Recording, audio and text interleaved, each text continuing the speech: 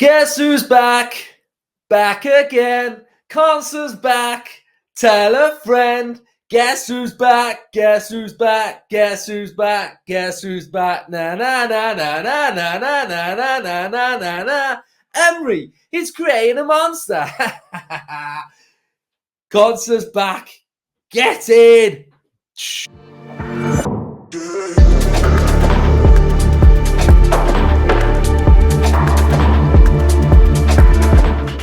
Hello and welcome back to Up the Villa podcast. Who likes my intro? I am buzzing to see that happy smiley face of Emery back in training at Aston Villa, into the running of our Champions League, striving to get there. We are going to get there. Up the Villa. Welcome to Up the Villa podcast and the predicted lineup. If you are new to our channel, make sure you are subscribing, smash a like just for the introduction alone. You won't get any of that anywhere else. And make sure you are commenting in the comment section down below. So predicted lineup time.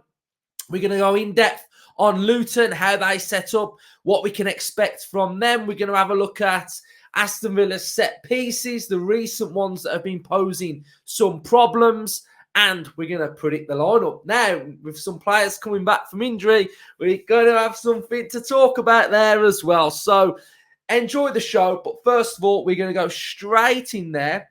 And we are going to have a look at how Luton are going to be setting up. So they played against Manchester City. They went pretty strong in that game, which was good because I really wanted to have a good look at them. I wanted to see how they were setting up. And I wanted to see what they do with the ball, without the ball, etc. So we've got quite a bit to go through with them first. So we'll run through their tactics and then we'll move on to McPhee and then we'll do the lineup. So Luton, what are they? How are they playing? How have they adapted? One thing to note is that they will be battling until the final whistle. They don't give up. They were 3-0 down against Man City. They didn't give up. They keep going. They've got desire. They've got application. They've got belief. They've got hunger. And they've got sort of like an exuberance of just positivity, of just trying to get back into games and never say die attitude. So if Villa go 1-0, 2-0, 3-0, we've got to maintain our levels and control the game. So that's the first thing that I will mention. So formation-wise, they're a 5-3-2. It alters, it changes, it differs. They can press with a 4-4-2. They can play with a 5-3-2. They can, if you look at it on a piece of paper, it can be a 3-5-2. It can change in the way it looks, depending on where they are and where they're moving around. But their main outlets are with their fullbacks. You find that with a team that sets up with 5 at the back anyway. So what can we see? We can see Doherty, who is a massive threat for Luton. He's, he's got an abundance of power. He's pacey. He's aggressive. He can deliver a ball. He can deliver the ball from deep or from the byline. And he's got real quality about him. One player that I've been really impressed in this Luton side. On the opposite side, you've got Emery, who generally is a little bit different to Doherty. He's more high and wide, where Doherty can, if you look at his average positions, he generally comes into that inside area there. So he inverts slightly, whereas Emery will hug that touchline through there. So their big main threats come from these fullbacks who, with license, want to get forward, and Emery exactly the same. We have got Barkley, who has a freedom role. His role can sometimes be something that I call the Pirlo role, where he will pick up the ball from deep and he will look to get on the ball. He'll want to have nice touches. He'll want to spray passes around, but also he can do the damage in these areas, inside and around the 18-yard box. Very creative. We know what Barkley's all about. Really good player, and he's banging form at the minute. They attack with a 2 up top. They've done that pretty much all season. They'll sometimes play a little bit narrower, a little bit more together, but on crosses, they'll peel off and offer a threat and occupy centre-backs through there as well. The keeper is really good, but the area in which I think can be exploited, and Manchester City exploited massively, was through these areas through here. So strikers running off the back, peeling off defenders, getting inside these three players through here are areas that I think you can really stretch and exploit Luton. With goal kicks, sometimes they'll set up as if it's going to go short, and then what the keeper will do is he'll push everybody forward, and then they'll employ a long goal kick, mainly up to those two strikers looking to get knockdowns. If it's Chong, if it's Clark, he'll occupy anything in and around that zone as well. He'll come back to help out that two midfield as well. So this player generally has a little bit of a license as well. Now, against Manchester City, they employed a man-for-man marking. When they were pressing, when they were out of possession, it was man-for-man. Is it naive? Is it stupid? Is it brave? I think it's a combination of both. So I'm just going to roughly put up now how Aston Villa could set up in this game. And then what we'll see is we'll have a look at, and I'll explain how they attack with that man-for-man system as well. So I'd rather show you without sort of specific players, and then we can go into the lineup as well. So Aston Villa's shape of our team will generally look something like this. So their man-for-man system that they went for, it is brave. I mean, you've got a left back, a right back going forward. You've got the left back pressing onto the full-backs. You've then got Morris and you've got Woodrow pressing centre-backs. And then everybody else goes for man-for-man. Now, if they go man-for-man against Aston Villa, then the most crucial player for Aston Villa is going to be Emery Martinez. So on goal kicks, what you'll find in a man-for-man system is that you'll generally have two players that will be outside the edge of the box.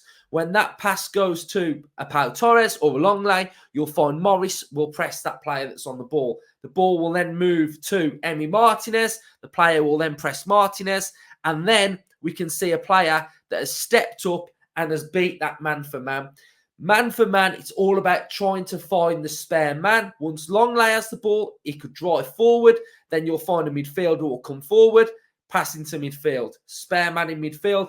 Everything then starts opening up. So if they employ the man-for-man tactic against Aston Villa, Emery Martinez as the spare man will be very, very crucial. So that's something that I picked up on as well. Set pieces, they'll generally be in a little bit of a cluster. They'll go into a cluster just outside of the penalty spot, and then they'll spread out, and then they'll move, and then they'll separate. And then that's how they were attacking corners and set pieces. So I think that's everything on Luton, really. They're going to be aggressive. They're going to want to press. Aston Villa have to be brave. Aston Villa have to play our game. We have to be calm. We have to maintain our composure. We have to not let the atmosphere, spill over onto the pitch and it becomes an end-to-end basketball type game. If Aston Villa have control of this game, Aston Villa will win this game, in my opinion. And it's all about what we do and how we manage the game, how we impose our style, how we apply ourselves. But with certain players coming back, it's starting to look a little bit better for Aston Villa in a defensive area. So next up on the agenda are set pieces. Now, me and Justin touched on the set pieces in the match preview, and it was well received. You all offered your thoughts, and I just want to touch on it a little bit more. I just want to, basically what I want to do is I want to talk about it so psychologically it doesn't happen in the game. So you get where I'm coming from. So if I talk about it, hopefully it won't happen on Saturday. So that is my thinking. But before I get into that, I've been reading a book and I want to show you. So I've been reading this book. It's called Unai Emery, El Maestro, and it's written by Romain Molina. So it's all about his time at Arsenal. It's a biography, not an autobiography. So it's been written for Emery. And there are a lot of quotes in here. There's a lot of good stories. And I'm starting to piece things that I've heard about Emery and what I'm reading in this book. It's coming together of just the way he is, the way he is as a person, how he's grew up, how driven he is, how, resilient he is, and just basically his mindset. And it's a really good read so far. I'm only about 30 pages in. There's 200 pages in it, so it's not a long book. But, you know, we hear about Emery and we hear about him sort of no excuses. You know, we hear him saying this a lot with injuries, no excuses. There aren't any excuses. We get on with things. We just build and we grow our style and our identity and our philosophy and our mindset. And we sort of don't get any setbacks. We look at things as a positive, and Emery's creating that culture at Aston Villa. So this whole set piece sort of, we don't have Mings, we don't have Consa, we don't have Power, we don't have blah, blah, blah, we don't have Carlos. Emery won't be going, oh, Austin. Like, what we gonna? We ain't got Mings. We haven't got Car. What are we doing here? He won't be saying that. He'll be saying, Austin, sort it out. We need to be better at defending these set pieces. We've got to be stronger. We can't keep conceding. No excuses. Whoever's in the team, deal with it and be better. And that's 100% what he's talking about, because in this book that I've been reading, I'm starting to get those vibes from Emery. And you're starting to paint a picture of how he is and how determined and how meticulous. And there's players like Cavani, there's Van Mata, there's Negredo, all talking about Unai Emery as this really driven, charged up coach, and they've never worked with anything like it before. So that's what's going to be going on in the background at Aston Villa. No excuses, just get on with it, defend better and play better. So those are basically what I'm thinking about it as well, to be fair. But so we're going to have a look at the set pieces against Nottingham Forest then. So because on this podcast, I like to talk about tactics. I like to show you sort of how we're playing and what we're doing, and we create a better understanding together. So if we can understand things, we can know what to look out for in games, and what's right, what's wrong. If we have a bit of a mare or we do things well, you can picture what goes into us doing things well and what happens when we do things bad. So generally, when Aston Villa are defending a set piece, we go half zonal and half man marking. So the zonal marking you can see here now. So the zonals, you've got near post, you've got edge of the 6-yard box, and you've got, again, edge of the 6-yard box again. So we've got 3 zonals in there. And generally, Ollie Watkins is always the player that's going to be near that front post, because he's the one that heads things out at front post. Mings was the one that heads things out when it gets into that central area. So those are the zonal. Then we have man marking. So we've got man marking, we've got man marking, a man marking, and then the 3 up against the Nottingham Forest 3 that are in that cluster. So what happens with the ones that are man marking? Pretty simple. Follow your man. You follow your man. The ball comes near your man. Get rid of it. Get rid of it.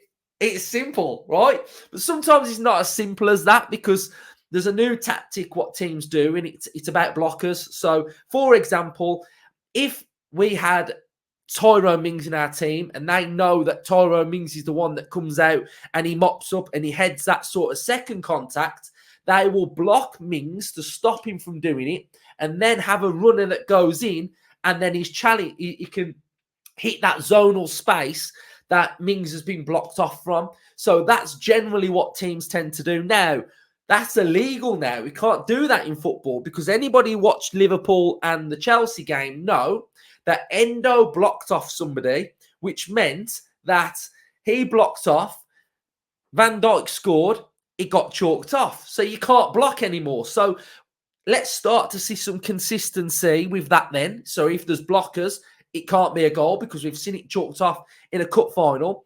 But what happens here is, as you can see, Pau Torres is up against Taiwo. Taiwo peels around. He peels around Pau Torres and gets a free header. So Pau Torres loses his man. As you can see on this graphic here, by the time Taiwo heads that ball across, he's lost Pau Torres. So we lost our man in this moment. Against Manchester United, similar setup. you've got the zonals and you've got the man markers. We've got Douglas Luiz up against Maguire, bit of a mismatch. Anyone that watches England know that Maguire's a massive threat on set pieces, so he wins everything. What happened again? Maguire won the ball. We were slow to react, and then Højlund got a yard on Watkins. Watkins didn't come out, and we lost our shape there. So again, whoever was marking Højlund has lost Højlund. He's been able to move around, get space, and we've conceded another goal. So generally, those are two teams that are playing in clusters.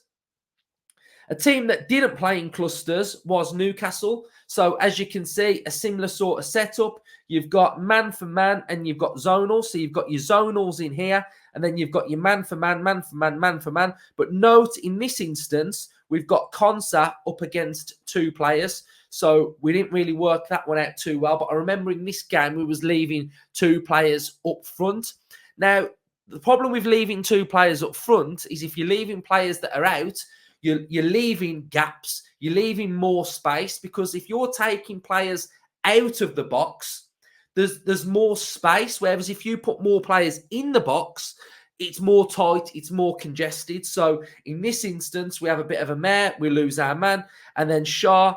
But you can see on this one that Konsa kind of gets a little bit blocked off, and Shaw's able to stick his leg out and he scores that goal. So defending on some of these set pieces does drastically need to improve. Again, on this one, we had a high line. Cash loses his man. Free a header that goes across the box. And I think it was Anduni who slotted that one away. So those are some of our setups for defending set pieces. I think it's important that we try and get the first contact. If we can't get the first contact, you have to get the second one, because the second one is so important as well. And we have to be quick to react. Unai is creating this culture at Villa, and it's no excuses. And I'm going with the same philosophy as Unai. I'm sticking with Unai. Whatever he says, I'm running with as well. So if he's not making excuses, neither am I. Right, so let's have a look then at Aston Villa's lineup, and we've got to talk about the lineup now, because are we going to go with some changes? Right, so what I'll do now is I'll get this up on the screen for us now. Let me just sort myself out. Right, let's go. Let's have a look at this then. So we are going to go with Villa's lineup then. In the comment section down below, I want you guys to put your lineups in the comment section down below and the changes and the tweaks that you're going to make to the team as well. So let's go. Emi Martinez in goal for me. Has to be. So good. So dominant. Best goalkeeper in the world. Why would you not put anyone else in there? Next up. Left back. Left back. Left back. Left back.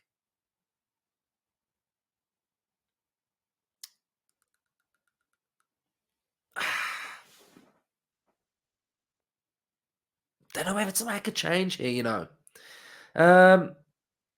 We'll stick with what we've been doing, but I think we're getting a bit closer to Luke Dean getting a start, I think. Just a vibe I've got.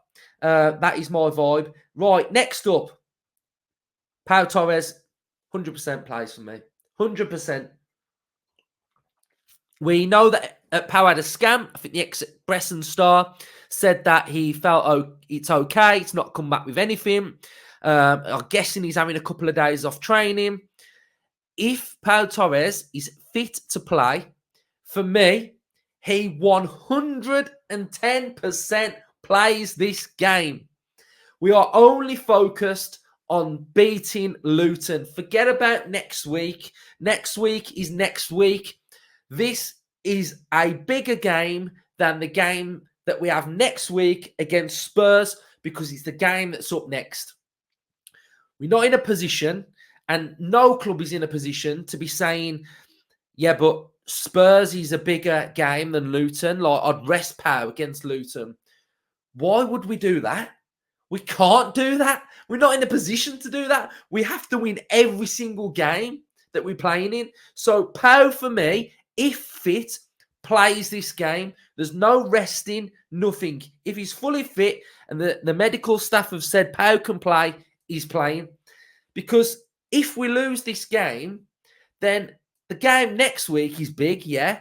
But if we'd have won this game, it wouldn't have been as big because we've won this game. And, the grand scheme of where we are, okay, it's one game at a time. Yes, next week we've got Ajax and Spurs, but we can't write off Luton and just chuck Luton and say, oh yeah, but Longley could play or Chambers can play.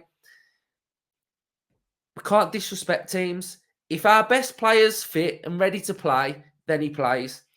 Next up, I am going to go with Longley, who I have been so impressed with. This relationship with Pau is absolutely wonderful. So I'm going with Longley. Hasn't put a foot wrong. Really rate him. And I think he's absolutely quality. Now, similar to Pau, if Konsa is fit, Konsa plays this game. If Konsa is fully fit, raring, ready, medical staff, Konsa's back to playing. He can play 90 minutes, then Konsa's back in. Because this setup for me of 3 centre-halves at the back for Aston Villa is our best setup, in my opinion. It's brilliant. It adds more control. It's stronger. It's more physical. It's better in the air. It's bigger. It's more powerful. And that's what I'm going with. If these defenders are fit, they're playing. We've got to play them. Then we're going to go with McGinn and Douglas Luiz. We'll go with Yuri Tielemans making up the box midfield with Jacob Ramsey. Ramsey has got another big game. I think he's slowly getting back to his best, but I would like to see a full 90-minute performance from him, where he's just back to his best. He's showing for the ball for the full 90, and he's just strong, and he's dribbling, and he's getting stuck in, and a well-rounded performance from Ramsey as well. So that's my team. That's what I'm going with. I feel like that team can beat Luton. If we have a little look now at how I feel like we can set up and how we can counteract Luton a little bit. So bear with me 2 seconds and I'll just put the team where I think we're all going to be, where we're going to play. So we'll go McGinn, we'll go Luiz, we'll go Ramsey, Moreno, and that back three just looks brilliant to me. It looks really, really good. So if I put their lineup in there as well, of what we can expect from where they can be as well. So this is how I feel like the lineup could look like. And this is how I think it will look sort of average position-wise for them and us, really. The key area for me in this game, and it's the key area quite a lot of the time, and you'll remember me saying in the double pivot episode, in the match preview about the double pivot, is that area for me. I'm looking at that midfield and I'm thinking Lokonga, Barkley, and you've got Chonga who's going to be dropping in and moving around that area. If we're looking at overloading that midfield, then the 4-3 is something that Villa should be all over, really. I think with Doherty, we know he's a threat. We know he wants to get forward. You'll see him in these areas down here. Who do I want more? I want one of the, I'll probably say this. I want the best defender at defending 1v1 in the Premier League, and it's Konsa. He's absolutely brilliant at it. So Konsa can sort out Doherty, then have Moreno up against Ogbene. I think Pau and Longley have just got to make sure their partnership and their communication is really good. And then we know that we're going to get Bailey 1v1 if they want to go on a 2v1. Don't really matter, really, because Bailey's got that much quality at the minute that he can just pick a pass from anywhere. It's important that Ramsey helps work out in that channel area through there. We're going to have Tielemans who will be pressing with Ollie Watkins, who can then drop and help out and work with, trying to control Barkley a little bit as well. So those are how I think we're going to line up. That's how I think Luton are going to line up. And I'm just really looking forward to the game, looking forward to watching Villa. Real big news of Konsa being back as well, which is absolutely massive. So looking forward to it. Can't wait for it. We're in great form. We're doing brilliantly in the league. let's go. Let's go win this game. So cheers, everyone who's watched this episode. If you are new and you've got this far, subscribe, drop a like, comment your thoughts. And up the Villa.